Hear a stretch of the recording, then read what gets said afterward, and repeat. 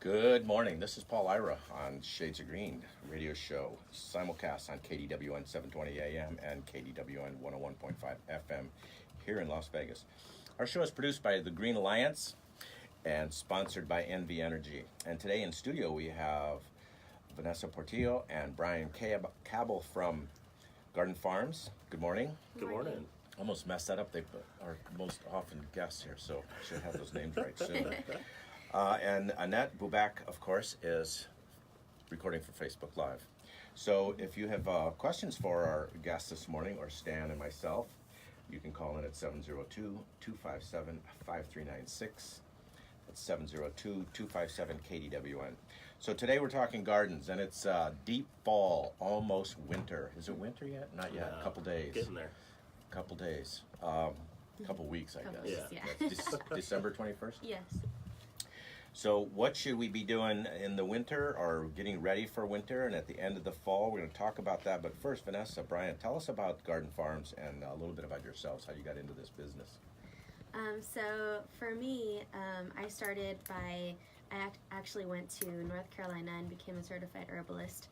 And then, so I studied botany out there for 3 years, and then I moved back to the West Coast, and my focus shifted from herbs to agriculture.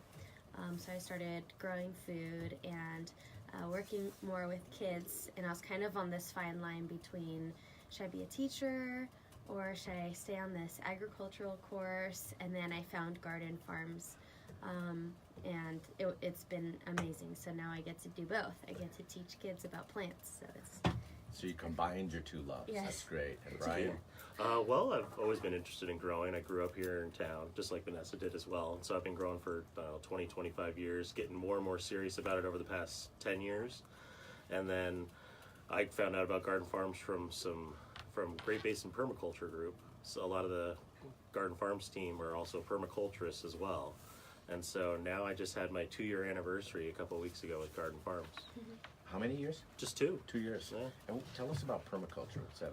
Oh, so that's more like observation and replicating natural systems. So like for the fruit trees that you have in the backyard, if you plant some things down at their base, like some herbs or different flowers, or even some, production crops, you can throw some melons or tomatoes for the warm season, or right now you could throw in some greens or root crops, but it makes a whole community of plants called like a guild.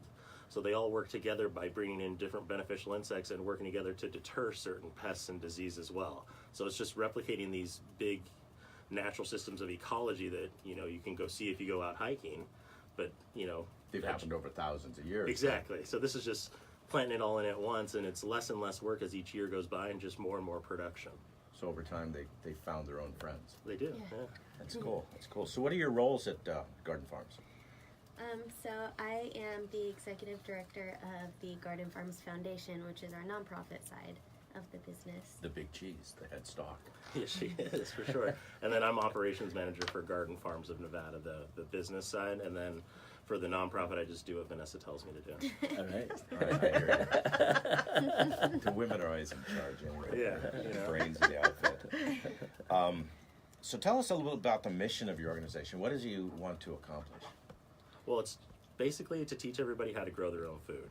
So I tell a lot of people, our aim is to put ourselves out of business. Luckily, there's like 2 million people in the valley, and not everybody knows how to grow their own food. So we'll be working for a while, but that's our goal, whether it's, you at your home or business or, different hospital programs that we've done, and then definitely the schools. We want to be there and teaching them more and more and how they can just be self-sustaining. So eventually we want that phone call from somebody like, hey, I don't need you guys anymore. And it's beautiful, it's perfect. We've had quite a few schools kind of graduate onto doing things on their own, and a lot of people in residencies too, or residences. But yeah, it's been great. That's really our ultimate goal, and we're happy when it happens. Yeah, it's like the whole, give a man a fish, feed him for a day, teach him to fish. It's the same thing. It's like, the real food security is learning how to grow your own food, and so if we get people that actually know how to grow. I mean, a lot of these kids that we teach have never even heard of some of these vegetables, let alone know how to grow them.